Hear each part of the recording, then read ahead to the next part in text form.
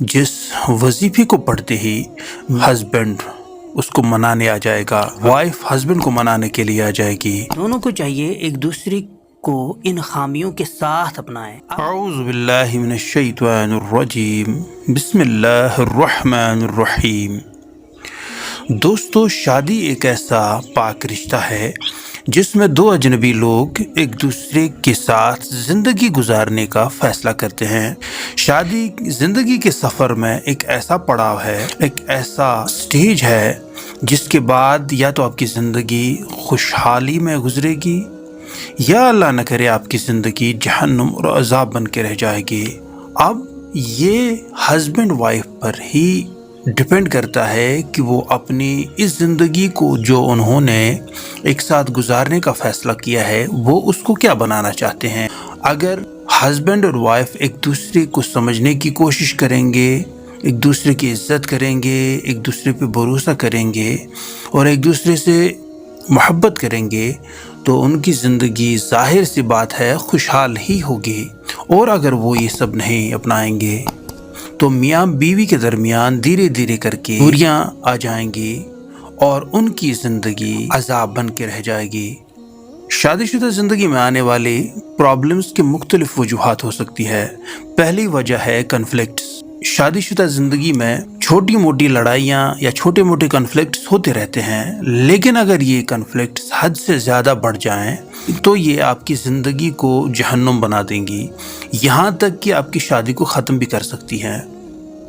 ان conflicts کو حل کرنے کے لیے دونوں کو ایک دوسرے سے بات کرنی چاہیے اور ایک دوسرے کی بات سمجھ لینی چاہیے اور پھر مل جل کر اس چیز کا، ان کنفلکٹس کا حل نکالنا چاہیے۔ دوسری وجہ ہے بے وفائی۔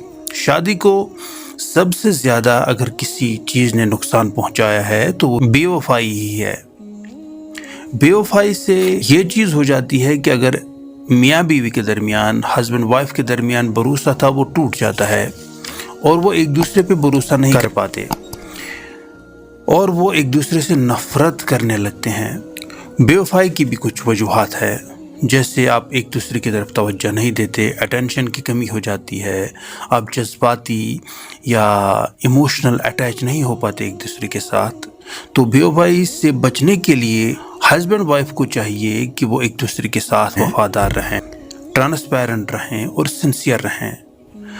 ایک دوسرے کو اتنا وقت دیں، ایک دوسرے کے ساتھ اتنا اٹیچ ہو جائیں کہ تیسرے کے لیے آپ جگہ ہی نہ چھوڑیں۔ اور تیسری وجہ ہے ایکسپیکٹیشنز۔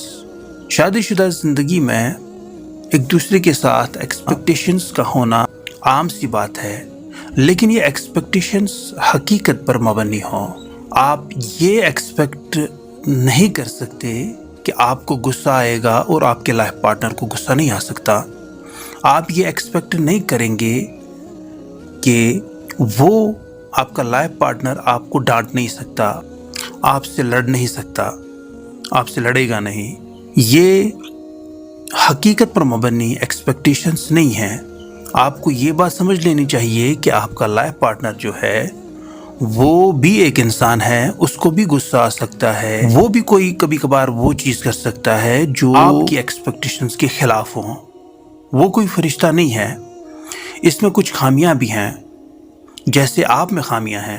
تو دونوں کو چاہیے ایک دوسرے کو ان خامیوں کے ساتھ اپنائیں۔ اب جو میں نے اوپر آپ کو وجوہات گنوائی ہے، چاہے وہ کنفلکٹس ہیں، چاہے بے وفائی ہے اور چاہے وہ ایکسپیکٹیشنز ہے، اب ان وجوہات یا پھر کسی اور وجہ سے اگر دونوں کے درمیان انبن ہو گئی ہے، دونوں کے درمیان لڑائی ہو گئی ہے، تو سب سے پہلے آپ کو اپنے آپ میں بدلاؤ لانا ہے۔